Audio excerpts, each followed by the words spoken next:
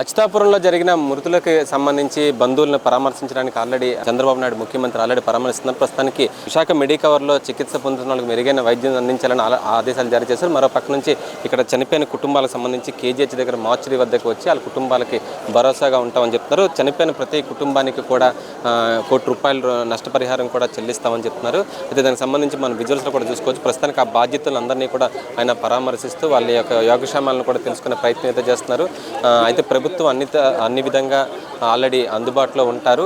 ప్రభుత్వం అన్ని విధాలుగా సపోర్ట్ కూడా చేస్తుందని చెప్పేసి అయితే చెప్తున్నారు. అయితే మనం విజువల్స్లో కూడా చూసుకోవచ్చు.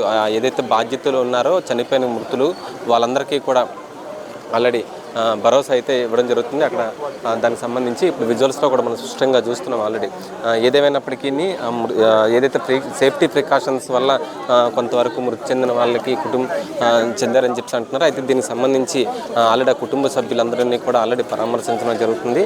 వివరాలన్నీ కూడా అడిగి తెలుసుకునే ప్రయత్నం కూడా చేస్తున్నారు. ఎటువంటి కష్టాలు వచ్చినా సరే మేము ముందుంటామని చెప్పేసి చెప్పడం జరుగుతుంది. ఏదేమైనప్పటికీ ఈ ఘటనపై ఆల్రెడీ తీవ్ర దిగ్భ్రాంతులు అయితే వ్యక్తం చేశారని కూడా చెప్తున్నారు. మరో పక్కన చూసుకుంటే కొన్ని ప్రైవేట్ హాస్పిటల్కి సంబంధించి ఆల్రెడీ ఎక్కడైతే ట్రీట్మెంట్ జరుగుతున్నారో వాళ్ళకి ప్రత్యేకంగా స్పెషల్ ట్రీట్మెంట్ కూడా ఇవ్వాలని చెప్పేసి మెరుగైన వైద్యం కూడా ఇవ్వాలని చెప్పేసి ఆదేశాలు అయితే చేస్తున్నారు. దీంతో పాటుగా ఆ కుటుంబాలకు సంబంధించి అయితే మాత్రం చనిపోయిన కుటుంబాలకు సంబంధించి అయితే మాత్రం డెడ్ బాడీస్ ఏవైతే ఉన్నాయో అది త్వరగా ఇంటికి పంపించే ప్రయత్నాలు అయితే కూడా చేయాలని చెప్పి అధికారులకు అయితే ఆదేశాలు జారీ చేశారు. ఆ కుటుంబాలు ఏదైతే చనిపోయిన కుటుంబాలు ఉన్నారో కుటుంబాలందరూ కూడా అండగా ఉంటామని చెప్పి భరోసా అయితే మాత్రం ఇవ్వడం జరుగుతుంది. అయితే ఇప్పుడు ఆ కుటుంబానికి సంబంధించి వాళ్ళ యొక్క వేదన అనేది అంటే వాళ్ళు ఏదైతే ఉన్నారో వాళ్ళ యొక్క వేదన అనేది ముఖ్యమంత్రి చంద్రబాబు నాయుడుకి అయితే క్లియర్ కట్గా చెప్పుకునే పరిస్థితి అయితే చేస్తున్నారు.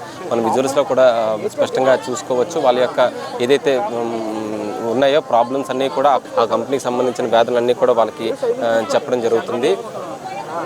అయితే వాళ్ళందరికీ కూడా మేము భరోసాగా ఉంటాము అని చెప్పి ప్రభుత్వం తరఫున అన్ని విధాలుగా ఆదుకుంటామని చెప్తున్నారు.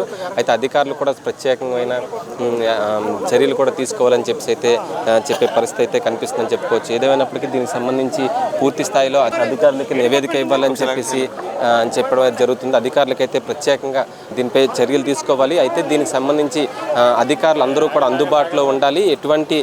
ఎవరు కూడా ఇబ్బంది పడే పరిస్థితి అయితే రాకూడదని చెప్పేసి అయితే మాత్రం అక్కడ ముఖ్యమంత్రి చంద్రబాబు నాయుడు ప్రజలకైతే చెప్పే పరిస్థితి అయితే కనిపిస్తుంది. బాధ్యతలకైతే మాత్రం పూర్తి స్థాయిలో ప్రభుత్వం అందుబాటులో ఉంటుందని చెప్పేసి అయితే చెప్పే పరిస్థితి కనిపిస్తుంది. ఇది ఇక్కడ పరిస్థితి.